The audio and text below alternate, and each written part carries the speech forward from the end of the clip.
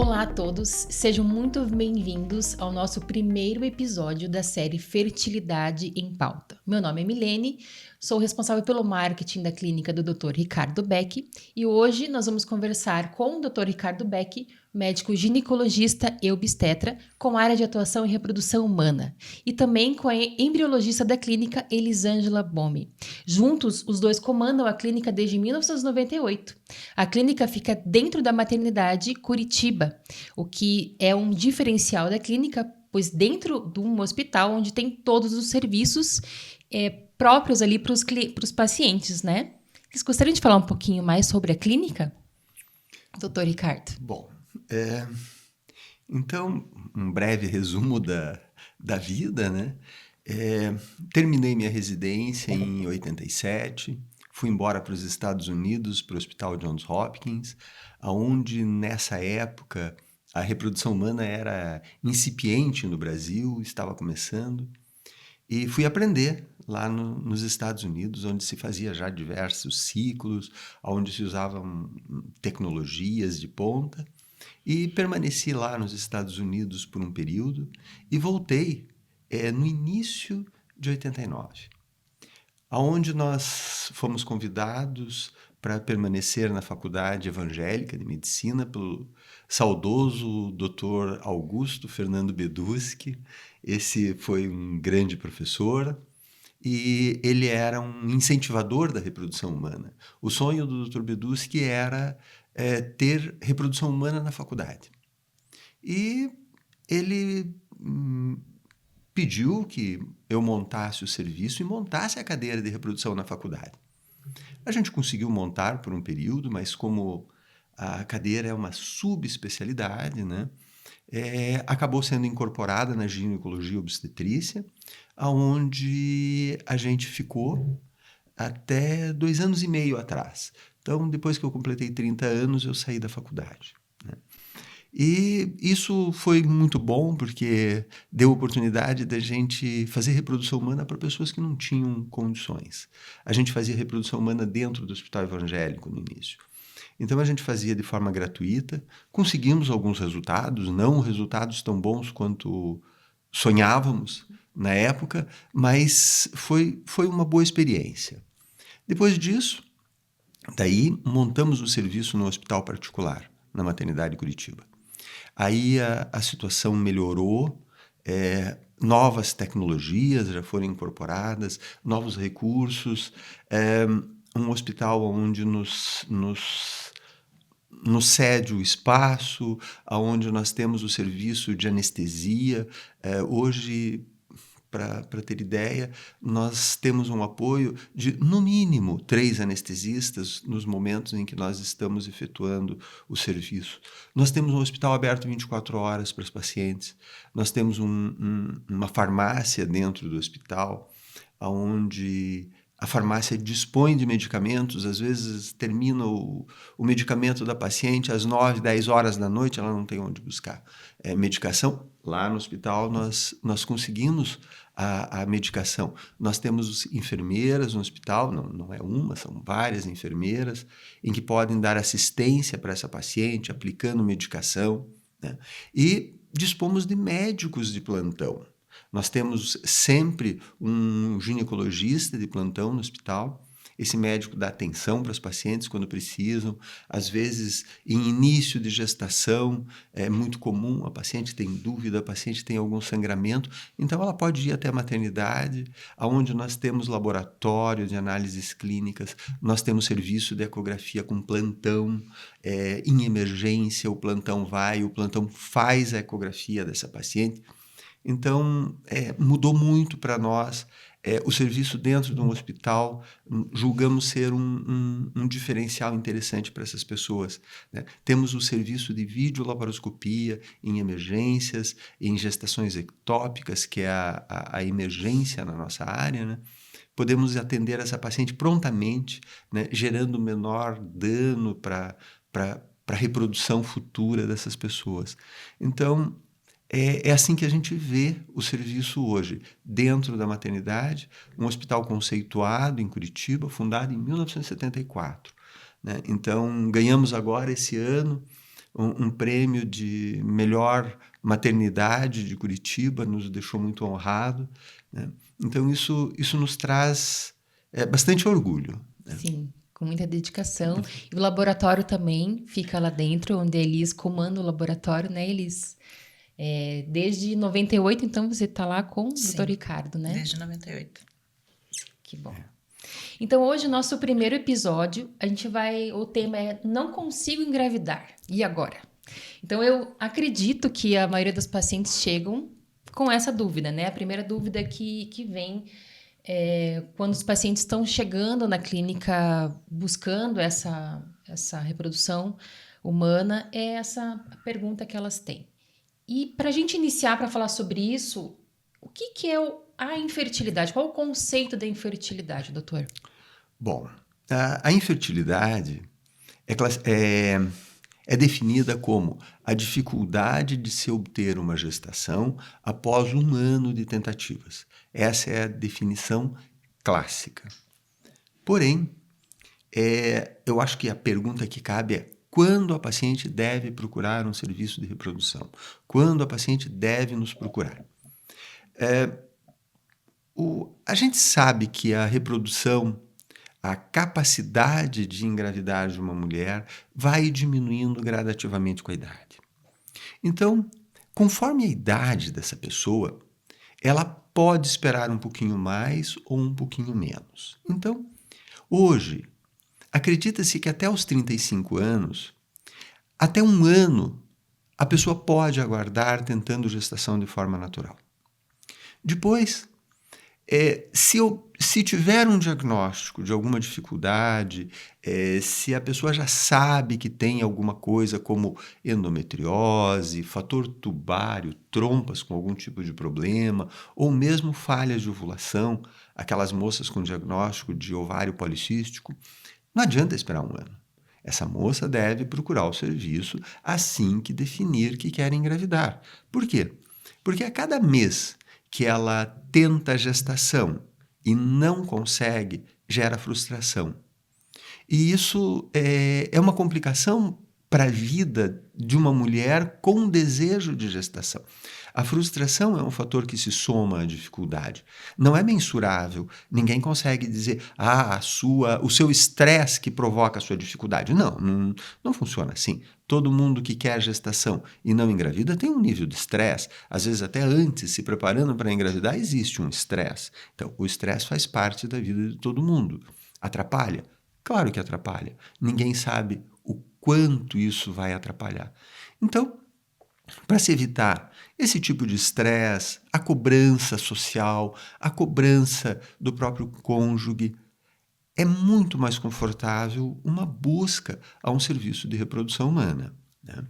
Para as pacientes com mais idade, acima de 38, 39, tentou engravidar 3, 4, 5 meses, não conseguiu gestação, busque um serviço de reprodução humana, busque orientação médica. Por quê?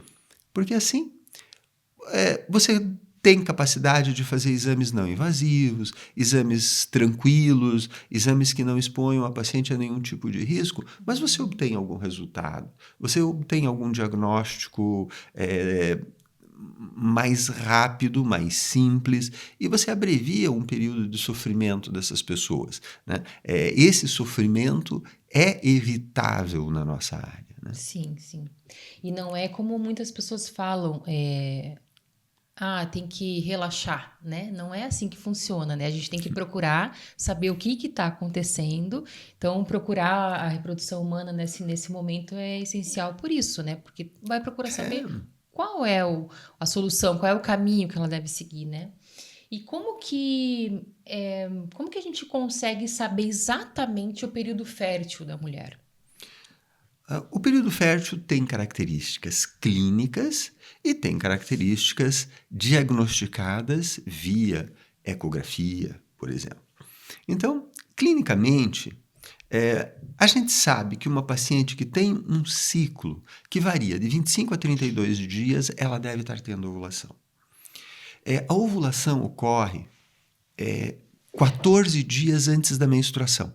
Esse é um conceito importante, porque a maioria das pessoas conta 14 dias após o início da menstruação. Não, é sempre retrospectivo. Hoje, esses aplicativos, são vários aplicativos de controle de ovulação, eles fazem uma média, eles usam esse dado e conseguem passar para a pessoa uma boa noção de período fértil. Então, o cálculo do período é possível. Presença de muco, o muco torna-se aparente geralmente 24 horas antes da ovulação, é um muco característico, fluido, transparente, né? Um muco pontual. Isso caracteriza a ovulação. E algumas pacientes têm a dor ovulatória, elas sentem uma pontada no período ovulatório. Isso ajuda muito. Como se né? fosse uma cólica, assim. Uma cólicazinha, uma dor, isso é uma característica, né? Outra possibilidade é acompanhamento com temperatura basal corporal. A temperatura basal deve ter alguns cuidados. A pessoa deve fazer a temperatura antes de levantar, antes de se movimentar muito e deve usar sublingual o termômetro. E geralmente no período pós-ovulatório, então isso é importante lembrar. Ela não vai saber o momento que ela irá ovular. Ela sabe logo após que ovulou. Então, a temperatura sobe geralmente 0,5 grau. Então, isso é uma característica que você identifica que essa pessoa teve ovulação. Né? Lembrar que um óvulo tem 24 horas de sobrevida. Então, alguns detalhes assim são importantes para a gente orientar. Mas existem sim essas características. E, laboratorialmente, a gente pode monitorar, acompanhar com ultrassom seriado, com uma ecografia endovaginal, e você acompanha crescimento folicular, rotura folicular. Você tem a oportunidade de avaliar aí a qualidade da evolução do folículo.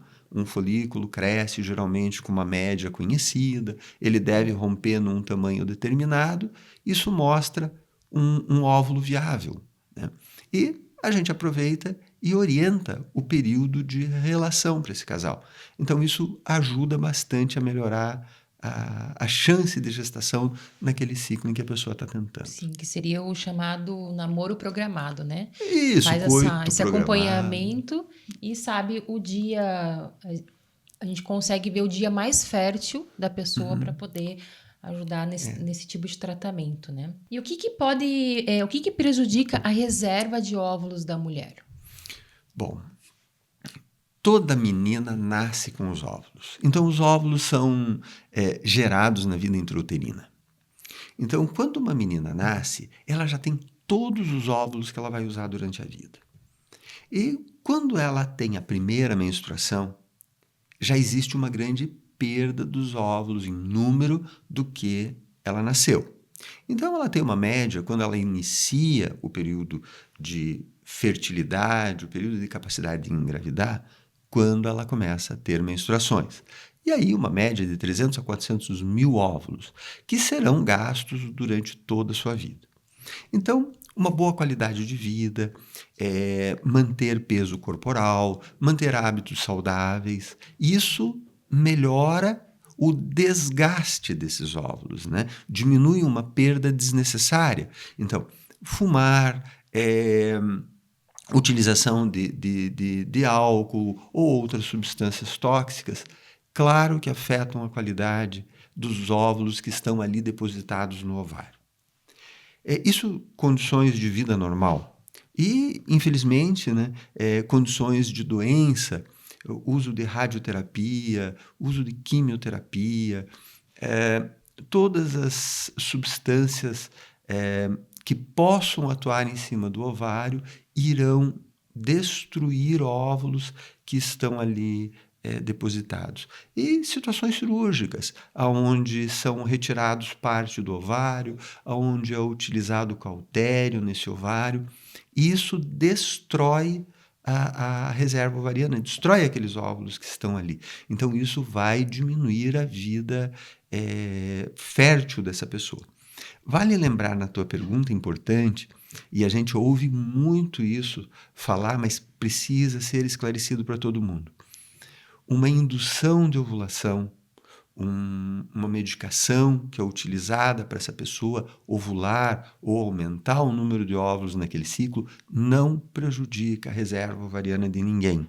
Não vai diminuir o tempo reprodutivo dessa pessoa. Então, por quê? Porque você, quando induz, que é o nome induz, leva a pensar de forma diferente, mas quando você induz uma ovulação numa pessoa, você atua sobre os folículos que são recrutados naquele ciclo. São folículos que são disponibilizados pelo ovário. Ou ela ovula aquilo, ou ela perde aqueles óvulos naquele ciclo. Ela não diminui a capacidade de reprodução, a capacidade, o tempo de reprodução dela. Ela vai ter menopausa quando geneticamente está programada. Então, reserva ovariana são os óvulos que essa pessoa tem no ovário. Então, é a capacidade, é a vida reprodutiva dela. Uhum. E uma dúvida que muitas vezes a gente encontra das pessoas, que é até um tema que a gente vai falar, que é a parte de doação de óvulos, quando uma doadora, ela doa parte dos seus óvulos, isso prejudica a reserva ovariana dela ou não? De forma alguma. São esses óvulos que foram recrutados naquele ciclo. Geralmente, uma moça que se dispõe à doação de óvulo, importante também falar isso, é uma moça que precisa de uma fertilização in vitro, precisa de uma reprodução assistida. Outras situações, doação espontânea, doação voluntária, isso tem discussões éticas, tem discussões legais, inclusive, sobre esse aspecto, né? Não devem ser feitas. Doação é de alguém que precisa de uma fertilização. Essa moça deve precisar de uma fertilização por um fator que não influencia a qualidade dos óvulos. E esses óvulos são, sim, os recrutados naquele ciclo. Então, uma doadora de óvulos deve ser uma moça que tem uma boa reserva ovariana, que recruta bem óvulos e que você não vai prejudicar. Como eu falei, são aqueles óvulos que ela iria perder naquele ciclo. Então, não. Se ela tem uma boa capacidade de recrutar, ela pode doar a excedência dos óvulos. Por quê? Porque hoje, a Elisângela pode confirmar isso depois, quando você fizer as perguntas para ela, né? Hoje tem que cuidar muito com o número de óvulos fertilizados, com o número de embriões excedentes. Por quê? Porque você não vai usar muito embrião. Então, uma doadora, uma moça jovem, uma moça que não engravida, geralmente por um fator do esposo, um fator espermático. Quando você faz a reprodução assistida, você faz a ICSI, você resolve grande parte desses problemas. E os óvulos, como são óvulos jovens, óvulos saudáveis, irão fertilizar e irão gerar embriões. Veja, exceções existem, fatores masculinos graves comprometem sim a fertilização. Mas, de uma forma geral, você sabe, você espera um número de embriões. E não adianta você ter 8, 9, 10 embriões para uma pessoa. O que ela vai fazer com isso? Então, vai ficar congelado? Vai descartar embriões? Discussões éticas, discussões legais sobre o aspecto. Então, fertiliza-se o número que ela vai usar. E os óvulos excedentes, ela pode sim ajudar uma pessoa doando esses óvulos, né? Isso é uma ajuda mesmo, isso você está realmente mudando a vida das pessoas, né? Essas doações de óvulos são muito bem-vindas. Sim, e algo também que nós vamos fazer uma série sobre isso, que é a parte do congelamento de óvulos também, mas é algo que talvez a gente possa falar nesse momento. O senhor citou sobre quando uma pessoa vai fazer a radioterapia, a quimioterapia, vai se submeter, né? Então isso pode sim atrapalhar na reserva ovariana dela. Então ela pode estar congelando esses óvulos, de repente, antes de um tratamento, certo? Certíssimo.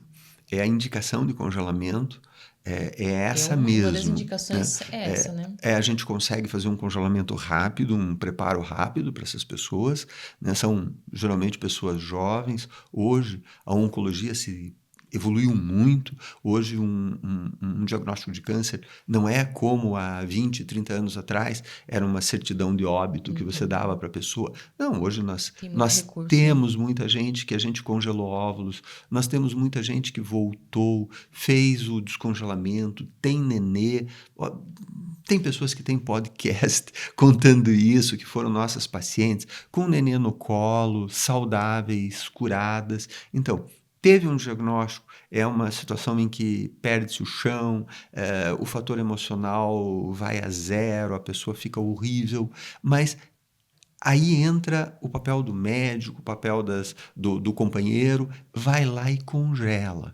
Congela que você está dando duas certezas para essa pessoa, que você confia que ela vai ser curada e que depois disso ela vai ter nenê com aqueles óvulos. Então, é muito bom pro emocional da paciente que ganha um diagnóstico de câncer e alguém chega para ela e diz, não, vamos congelar óvulos. Por quê? Não, porque você vai ser curado e você vai usar esses Estímulo até para óvulos poder para enfrentar, né? tratar e para enxergar o amanhã. Por quê? Porque muitas vezes essa pessoa não vê nada. Ela vê aquele diagnóstico e acabou o mundo para ela. Não, mostra que ela vai ter nenê. Uma esperança, Mostra que né? vai ter vida ali para frente. Então, isso é muito importante. E é importante também o oncologista indicar o congelamento, né? Sem dúvida. Que às Precisamos vezes acontecem de não ter essa informação. Uma informação bem importante, né? Isso. Tá, e me diga uma coisa, a gente falou sobre como o que prejudica a reserva. Então, basicamente, a gente estava falando, fora essa questão das doenças, é o estilo de vida saudável. Mas, para quem nunca investigou, existe algum sinal onde eu possa saber que a minha reserva ovariana está baixa? Antes mesmo de eu buscar um médico, alguém que esteja talvez escutando hoje, nunca buscou nenhum tipo de, né, procurou saber. Existe algum sinal que eu possa me alertar? Existe. Geralmente, a baixa reserva ovariana é genética. Então, informação bem importante e às vezes não fácil de ser entendido, né?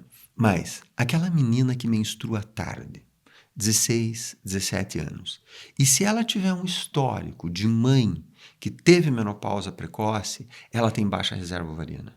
Deve ser investigada, né? Isso é uma informação interessante porque a maioria do conceito você menstruou tarde, você economizou os óvulos para ter mais tempo de reprodução. Não, está errado. Por quê? Porque o organismo sabe que aquele ovário tem menos óvulos, ele economiza. Por quê? Porque a idade de fertilidade máxima do ser humano é em torno dos 18 anos, homens e mulheres. Então, a natureza deixa para começar a liberar óvulos próximo da idade de fertilidade máxima. Então, não pode. Essa menina menstruou tarde, tem histórico familiar, busque alguém para dar orientação, né? Por quê? Porque ela corre, sim, o risco. Esse acho que é o sinal mais importante. Porque depois, quando começa a menstruar, às vezes policísticas não menstruam direito, isso não é sinal de baixa reserva, né? Mas o histórico familiar, a genética é É o importante. principal. Ok. E ela chegando para uma primeira consulta, existe um padrão de exames que o senhor solicita? Quais são esses exames, que são os primeiros exames para Isso. poder investigar? A investigação de reprodução humana segue protocolos, né? Assim, não sou eu que defino, né? Existe um protocolo, sempre buscando os exames mais simples, os exames menos invasivos. Então, inicial de uma investigação é investigar gametas. Gametas significa espermatozoide para o homem, a presença de espermatozoide e ovulação para a mulher. Ovulação para a mulher ovula, não ovula, quando ovula e reserva ovariana. Essas são os objetivos de investigar num início de reprodução. Depois, você passa para investigar trompas, endometriose, isso depois. Vai Mas dependendo dos sempre primeiros exames para ir isso, melhorando. sempre reserva ovariana é a investigação. E espermograma, não dá para esquecer. E tem que convencer o marido de fazer espermatograma. espermatozoide, não Que tem muitas vezes espermograma. fica em cima da mulher, né, essa Isso. cobrança, e muitas vezes não é só com a mulher, né? 50% dos casais que não engravidam têm fatores associados. É muito comum, né? Não existe você dizer, não é feminino. Não, pode ser feminino como pode ser masculino. O indivíduo já tem filho, por isso que ele não precisa fazer espermograma. Não, espermatozoide é produzido. Espermatozoide hoje pode estar produzindo bem, amanhã pode não estar produzindo nada. Veja, um exemplo, o uso de testosterona, o uso de anabolizantes, hoje muito difundido, né? Zera a produção espermática em muitas situações, né? Não é incomum você pegar um indivíduo, mas eu estou usando transdérmico. Semana passada, um casal no consultório. Transdérmico, o meu médico disse que não faz nada. Faz. Estava zero espermograma do indivíduo. Tem que cuidar com o uso de testosterona. Perfeito. A gente já teve casos de espermogramas de 80 milhões e em 3, 4 anos, quando retornou, ter 1 milhão. Sem uso de testosterona. Também. Então, precisa investigar o homem. Muito obrigada, foi muito boa a nossa conversa. Nós vamos ter outros episódios com outros temas. E eu gostaria de agradecer a todos. Continuem olhando e assistindo nossas séries da Fertilidade em Pauta.